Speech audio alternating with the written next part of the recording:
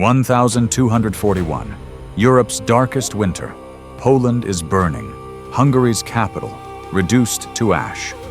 The finest knights of the West, defeated on the plains of Legnica by Mongol arrows. And after that battle, you know what the Mongols did? They cut off the ears of the fallen enemy soldiers. 9 large sacks, full of ears. That's how they counted their victories. Pope Gregory IX is screaming at Europe for help. Come, fight, or we are all finished. Nobody comes, because everybody is terrified. And then, the Mongols stop. They pull back. Europe exhales, churches fill up. Everyone thanks God. But today I want to ask you one question.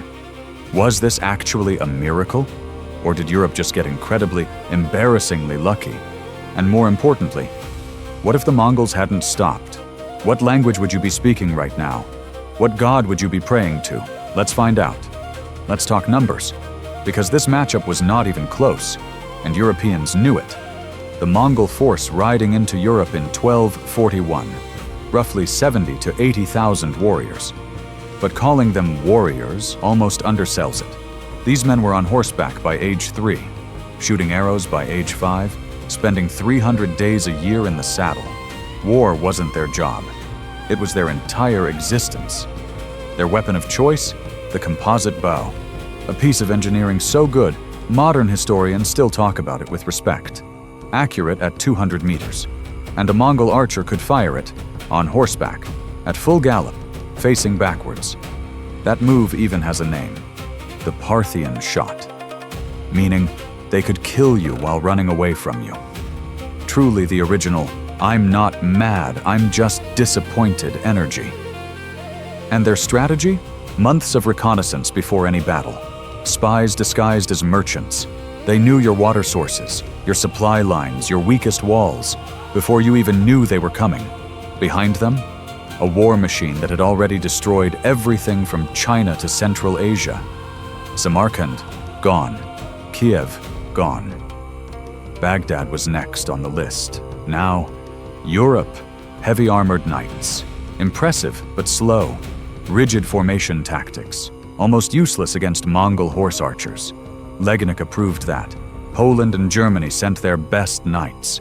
The Mongols pretended to retreat. The knights chased them, because of course they did. The Mongols turned around, surrounded them, finished them. Europe's only real advantages? Stone castles, high walls, and the dense forests and swamps of Western Europe. But the Mongols had brought down walls before. China's walls, Samarkand's walls, Baghdad's walls. They had siege engineers, Chinese engineers specifically, because why not hire the best? So would Europe's stone castles actually stop them? Probably not. But here's where it gets really interesting. Because the Mongols had a strategy that was almost more terrifying than their arrows. Before every major battle, they sent a message. Simple, clear, non-negotiable. Surrender now. Pay tribute. Your people live, your city stands, your leaders stay in place. We don't care about your religion or your culture. We just want loyalty and taxes. Resist, and everything burns. And they meant it. Every word. Look at Baghdad, 1258. The Caliph thought his city was untouchable, the cultural capital of the Islamic world. He refused to surrender. The Mongols entered the city. They threw the contents of the Grand Library, one of the greatest collections of knowledge in human history, into the Tigris River. So many books were dumped that witnesses said the river ran black with ink for days. The Caliph himself? Rolled up in a carpet and trampled by horses. Apparently the Mongols didn't want to spill royal blood directly. Very considerate of them. Now imagine Mongol envoys arriving at the gates of Vienna, Paris, Rome, carrying that message, and every European king knowing exactly what happened to Baghdad. Here's the brutal truth. Many European cities would have surrendered, not out of cowardice, out of cold, rational logic. Your walls are high, but are they Baghdad-proof? Apparently not. The ones who resisted? Made an example of, publicly, thoroughly, so that the next city on the list wouldn't even think about fighting back. Europe wasn't just facing an army. It was facing a psychological operation at a scale it had never seen before. All right, history books closed. We're going to 1242 spring, and this time, the Mongols don't go home. First stop, Vienna. The gates are shut. Bells are ringing. Everyone is praying. The Duke of Austria wants to fight, but his army is nowhere near enough. The Mongols surround the city, cut the water supply, set up the siege equipment. 3 weeks later, Vienna falls. It doesn't burn immediately. First, it gets looted. Then Batu Khan makes a decision. This city becomes the western base of operations, the launchpad for everything that comes next. Second stop, Germany.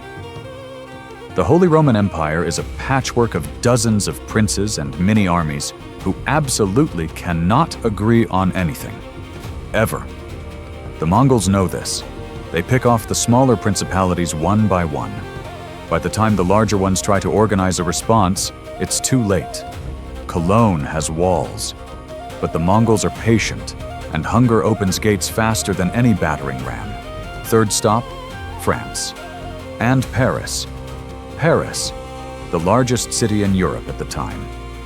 200,000 people. King Louis IX gathers his army. French knights are among the best in Europe. They meet the Mongols in open field. The Mongols do what they always do. They retreat. The French, feeling very heroic, give chase. The Mongols turn, left flank, right flank, rear. The French army is surrounded within an hour. That battle ends before dinner. Paris opens its gates. And Rome, the Pope's city, the heart of Christianity. By the time the Mongols reach Rome, the Pope has already fled. And that image alone breaks something in Europe. 1,000 years of papal authority. And the leader of God's church on earth ran. People start asking, did God abandon us? And once that question is in the air, the church's grip on Europe is never quite the same again. Now the real question, if all this happened, what does today look like? First, no Renaissance. The Renaissance was born in Florence, Venice, Rome, in universities, in churches, in the slow accumulation of art, philosophy, and rediscovered ancient knowledge. Burn those cities, scatter those scholars, and that cultural explosion simply doesn't happen. No Da Vinci, no Michelangelo, no Copernicus telling everyone the Earth goes around the sun. Science potentially set back by centuries. Sorry, nerds. Second, no colonialism, which, depending on your perspective, might not actually be the worst thing. Columbus sails in 1492 under the Spanish crown. Spain funds that voyage on the back of the Reconquista, centuries of Christian kingdoms fighting to reclaim Iberia. Under Mongol rule, that story never happens. Columbus never boards a ship. The Americas develop on their own timeline. No conquest, no forced conversion, no smallpox blankets. The history of 2 entire continents, completely rewritten. Third, and this is where it gets genuinely fascinating, the Mongols never stayed foreign for long. In Persia, they learned Farsi. In China, they became Buddhist. In the Middle East, their descendants converted to Islam. In Europe, within a generation or two, Mongol Khans would likely be speaking Latin, attending Mass, maybe even calling themselves Christian rulers. History has a way of absorbing conquerors. And while all this is happening in Europe, in Anatolia, a small and quiet Turkish principality is watching, learning, growing. Nobody is paying much attention to them yet. They will. Okay. Back to reality.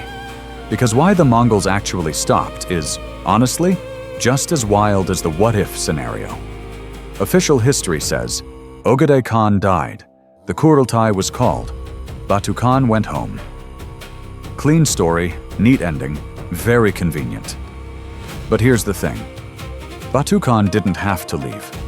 Mongol law valued the Kurultai, yes. But abandoning an entire Western campaign mid-conquest? That's a choice, not an obligation. Especially when Batu Khan and Ogadai weren't exactly best friends to begin with. So what really happened? Some historians point to logistics. The Mongol army ran on horses. Each warrior needed 3 or 4 of them. Those horses needed open grassland to graze.